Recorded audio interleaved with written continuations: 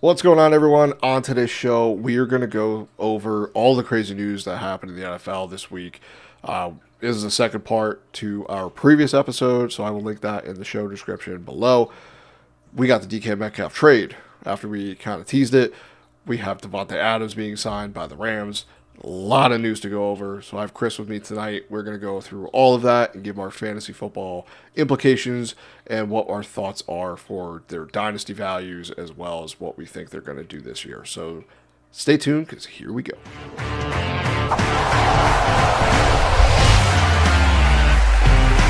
Welcome to the Heroes of Fantasy Football Podcast.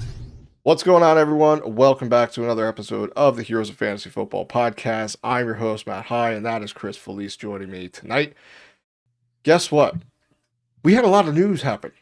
So we are going to talk about all of it. DK Metcalf, Aaron Rodgers, Davante Adams, the Jets, the Seahawks. A lot happened. So, Chris, we're not going to waste any time. We're going to dive right into it. DK Metcalf signed with the Steelers. He was traded for a second-round pick and then signed a 5-year extension worth $150 million. Main questions on the Steelers right now are who's going to be the quarterback? Right now, Aaron Rodgers is the leading favorite, but Russell Wilson was there. He's a free agent now. Does he keep the job? Do they sign him? Justin Fields is no longer there. We'll get into that. And what does it do to George Pickens' value? So, first question to you, DK Metcalf. Stock up, stock down, stock the same with this trade. The stock is the same right now until I know who the quarterback is. I stock up if Russell Wilson is quarterback. Stock might go down a bit if it's Aaron Rodgers. Do you think so? I don't think it's going to matter that much whether it's Aaron Rodgers or Russell Wilson. I think both are at the similar points in their career where they just know get it to DK. Okay, that's your one job. That's what you're getting paid. Yeah, that's what you're getting paid to do if you go to the Steelers right now. You just funnel him the ball. You did get that nice deal, 5 years.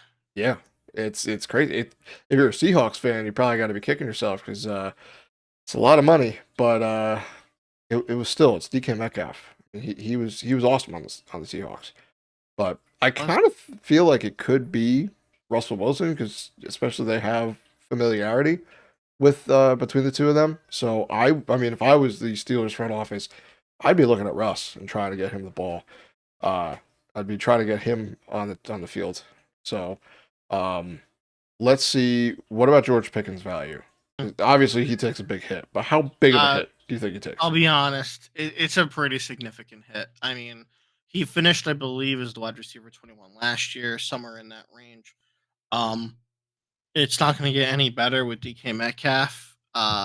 This is not the 1-2 situation of the Jamar Chase T. Higgins sort of thing where you can rely on T. Higgins to be like in your lineup even as the wide receiver 2. No, George Pickens is not that guy, even as the wide receiver 1. Unfortunately, I think it's kind of I would not be surprised if he ends out of the top 32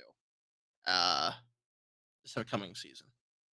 I can see that. I mean, for Pickens, it's always been a thing where you're not thinking about talent because obviously he's got the talent. He does. It's just he doesn't separate, and certain quarterbacks in the NFL.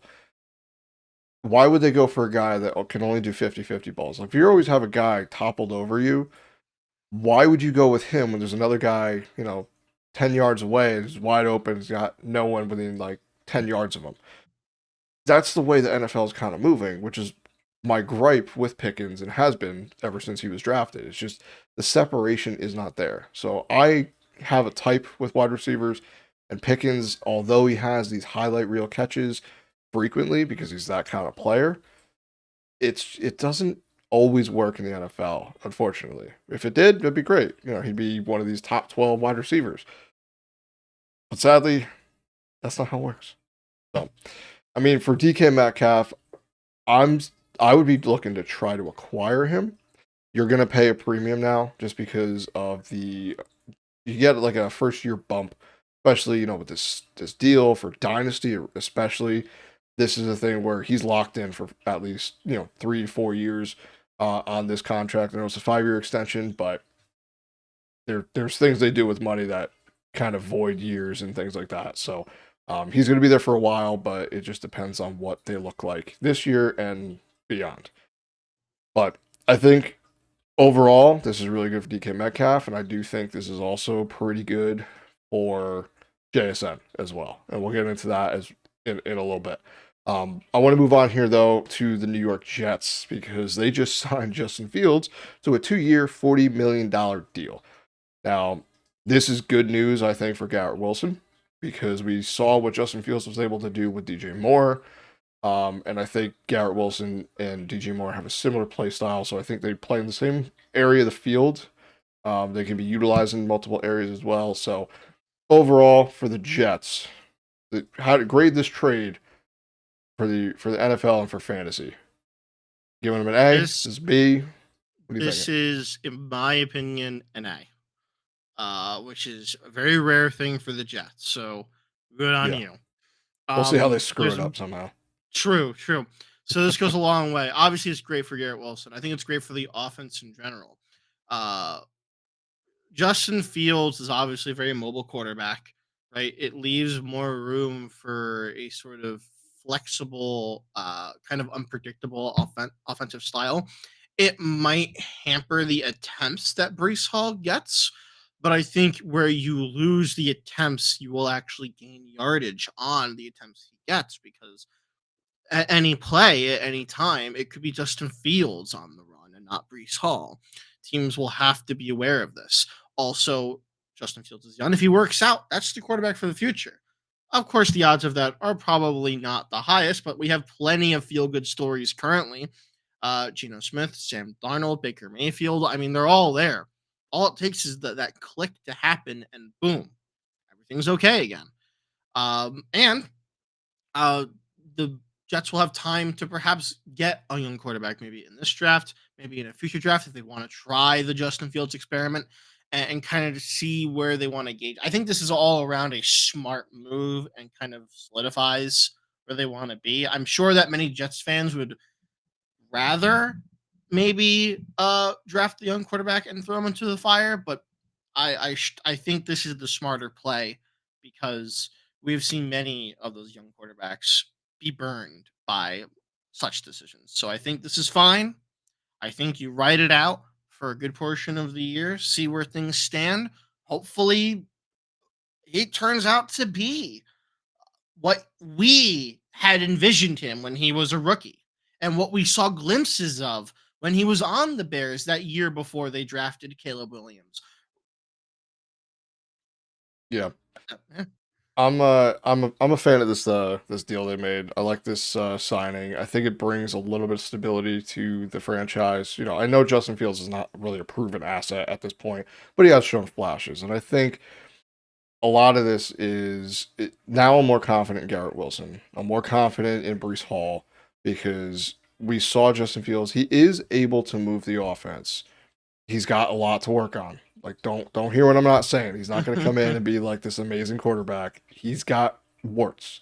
But for a 2-year deal, $40 million is worth a shot to see what you have. And if he comes out this year and does pretty good, then okay, now I think I'm okay. Let's get a couple depth pieces. You can work on other areas of the offense and the team itself. So I like Garrett Wilson now. Brees Hall, like I said, I think he's a little bit better than he was beforehand. So Justin Fields, though, I was really hoping the Giants were going to do this because I wanted Justin Fields on the Giants because I was waiting for that. I called him going to New York. I just had a 50-50 shot, and I picked the wrong team. But I was really hoping he was going to be a Giant, but now apparently we're possibly getting Aaron Rodgers or some other person, which I don't want. I hear Daniel Jones is available too, so we'll see. Moving on here, Sam Darnold. Speaking of another former Jet, he is signing a deal with the Seattle Seahawks. It's a 3-year deal, $100 million. This is why I think I like JSN because we saw him. He was able to get the ball to Jordan Addison, to Justin Jefferson. It was a very good year for him. And I think he's got that confidence in him to go to another team. And I think the Seahawks organization, they're going through a rebuild a little bit right now, it seems, trading away. Basically, JSN is the only wide receiver they have that was on the team last year. Yo, Jake Bobo. Fantasy relevant, I should say. Bobo. Yeah, that's why I said fantasy relevant. But we'll see. I think they're going to be very active in the draft. Free agency is kind of almost over as far as the guys that are available, unless they want to go after Stephon Diggs, which please don't do. So what do you think for JSN, I guess? That's the main talking point here for the Seahawks, other than Sam Darnold. Is Sam Darnold a QB2? Mid QB2? Can he see QB1 upside in fantasy? What do you think? So here's what I'm going to say. Okay. I am very happy for Sam Darnold. And I think that he has definitely improved as a player. And I think he definitely deserves this deal that he got him. I hear a really big butt coming right now. I would temper some expectations regarding JSN. I'm not saying it couldn't happen. You have to remember you mentioned it. Sam Darnold was throwing it to what people would believe is at least in conversation for the best wide receiver in the game currently. And Jordan Addison, if I'll be honest with you, I think is a perfect number 2, similar to the T. Higgins situation. I think we saw that plenty. I think in terms of perfect number 2s, T. Higgins, Jordan Addison, and Jameson Williams, I believe is where I would rank them. And I think that's very, very close between them. I think they all do a fantastic job in what they do. And I think the downgrade in receiver is going to be a fantastic challenge for Sam Darnold. I think JSN will definitely profit from a more probably increased volume of target share because there's, Tyler Lockett and DK Metcalf is gone. But I have a prediction. I can't say it now, but I will say it in a little bit when we get there. I have a prediction on why JSN might not be as I think it's up no matter what, but it might not be as up as you think. That's all. I'll explain it in a little bit here. I don't even know what you're talking about, so I can't wait to find out too. So now let's move on to the Rams here. Okay, they made a couple moves. They re-signed Jimmy G to be backup Stafford. Don't really care about that. It's just good to have someone of his caliber as a backup quarterback. Should Stafford go down, I have confidence in the receivers. They are set to release Cooper Kupp at the start of the league new year. But they also just signed Davante Adams to a 2-year deal, $46 million, $26 million guaranteed. Davante Adams is a pretty darn good football player. Last year was kind of plagued with he was a Raider. Things were going south with that whole team. The franchise went to the Jets, who were also going down and just did not work out. But on film, he didn't look to me like he lost a lot. He is getting up there in age for a wide receiver. I love how we always talk about these guys like they're old, and like I'm 33 and I'm calling these guys old, but it's a fun little hypocrisy. But he didn't really seem like he was losing a step, so I think this is really good for this franchise. I guess this is kind of preemptively saying they're definitely going to release Cooper Kupp. He's gonna get cut because I don't see any team looking at that and trying to trade for him currently. So let's get your thoughts on Davante Adams and Cooper Kupp here. I'll start with saying who cares about Jimmy G. I want to say that it's stability thing. That's it. We had talked about this before the show regarding the Davante Adams Cooper Kupp. I think they're like the similar caliber of player. I don't even say that because I have Cooper Kupp on my dynasty leagues. Like I just think that in general, legitimately, we were talking. You had made a good point about the injury history is probably what maybe caused a push, and I could kind of understand that. But I don't see too much of a distance gap. In fact, I don't see really any at all between these two players. I like the signing for the team to have this guy who can play ball with Puka Nacua. So I don't see any problem with this at all. if I'm being honest. In terms of Cooper Kupp, back to what I was alluding to with him being released, I think there's a good chance he ends up on the Seahawks. I have a weird feeling that that's what's going to happen, and I think when Cooper Kupp goes to the Seahawks, I sorry guys, you just saw some mysterious human being in the background there. Ignore that. Ignore that. That was the ghost of Cooper Kupp. He heard you talking about it. It's like, where am I going? He heard, he came, and he left. Much like he does many seasons. But sorry about that. But yeah, so going back to Cooper Kupp, I think he's gonna end up there.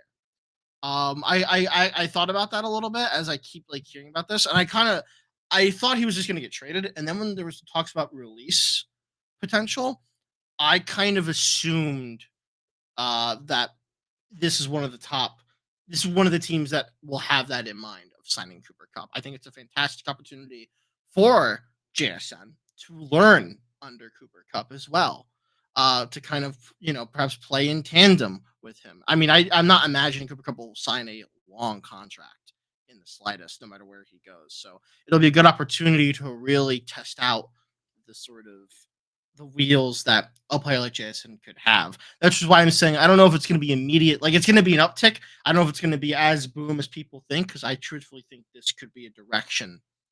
I would argue this is probably, if he does get released, it'd be the best free agent wide receiver on the market. I can't think of any other come to mind if you can correct me, but I can think of a couple teams that would need a wide receiver like Cooper Kupp. Yeah, I mean, I think that would be good. I mean, for Sam Darnold, that would be excellent if he does end up going to the Seahawks. And let's not forget, like these are real human beings. They have feelings.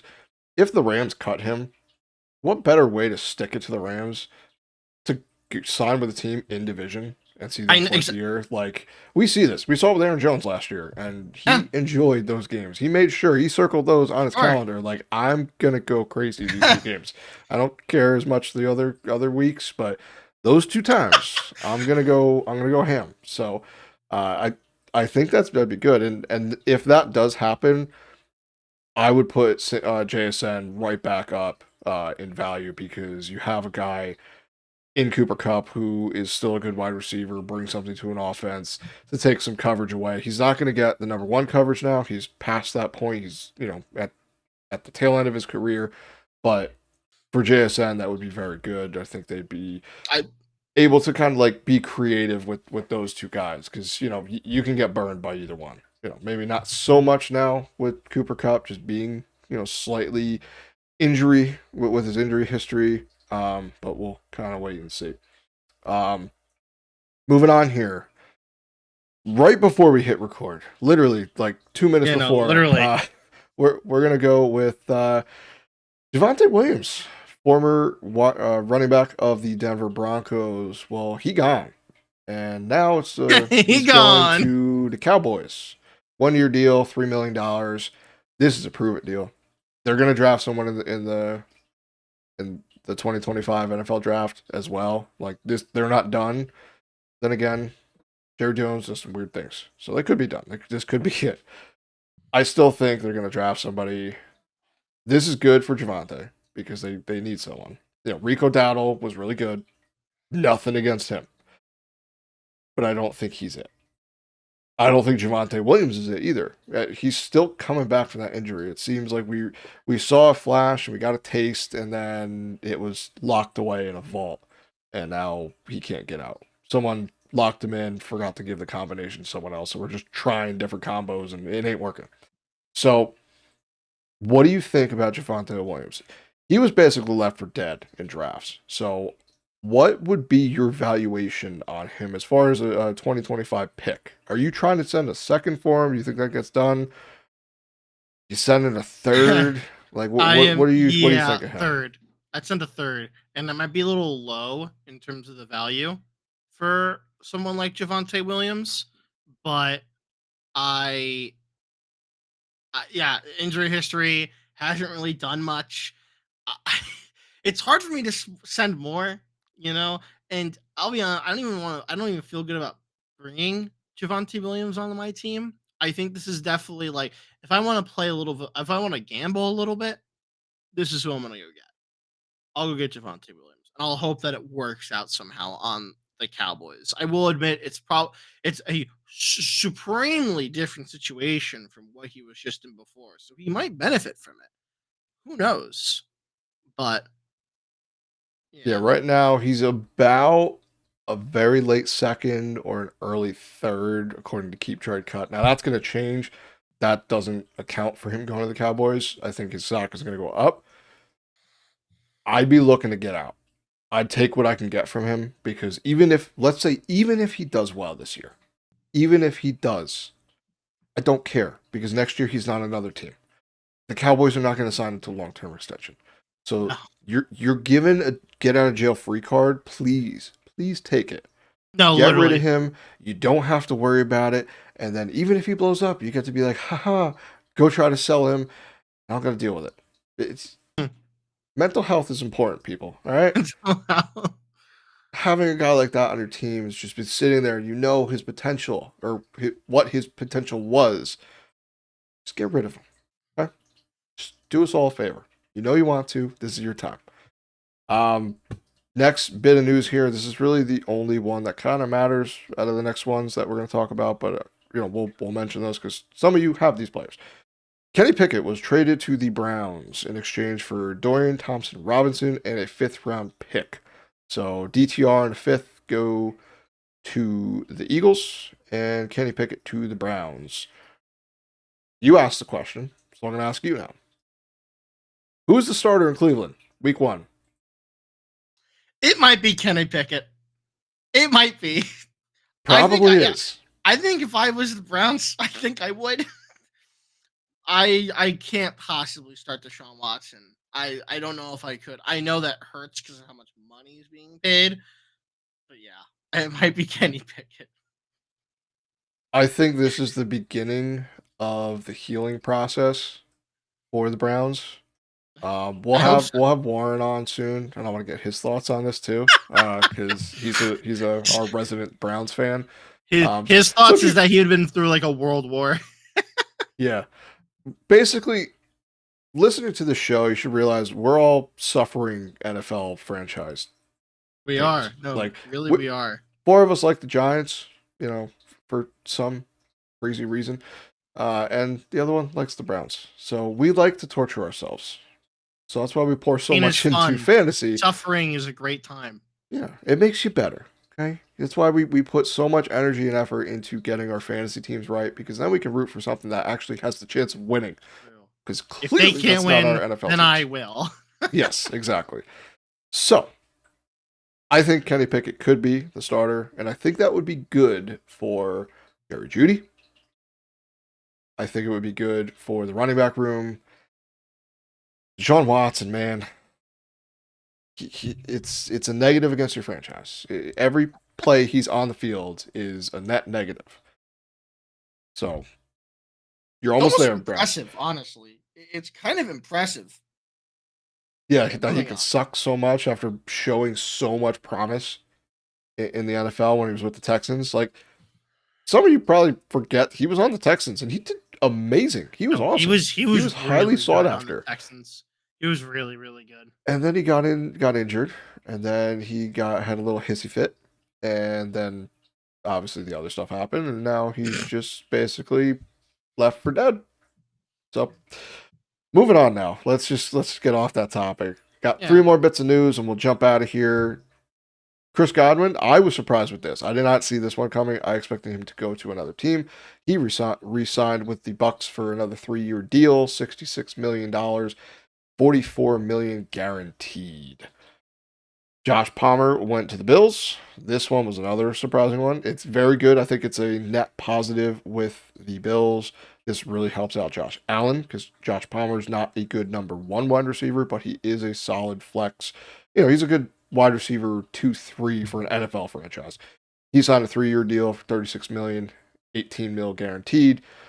I know neither one of us really care about this, but Elijah Mitchell signed with the Chiefs for up to $3.5 million. So I know you're a Pacheco guy. This says that he ain't beating Pacheco out, so that's kind of just... It's insurance. It's insurance because of what happened last year.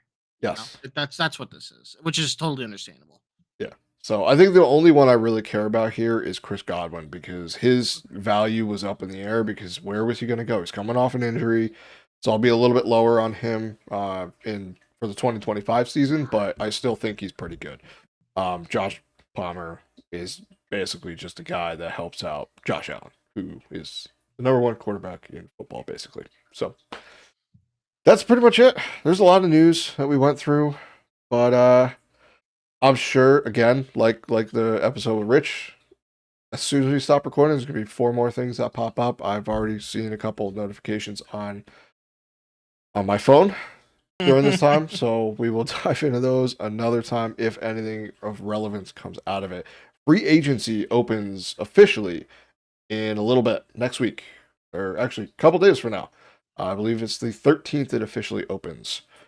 So more crazy stuff's going to happen. We'll do a free agent breakdown show as well. We're going to get into our rookie prospects.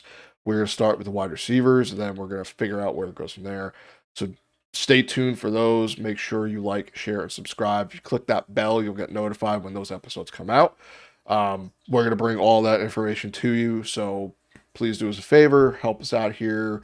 Really appreciate all the support. If you want to support the show, you can, do those things, and it would really help us out. So without further ado, we will catch you all on the next episode. Have fun, and so long.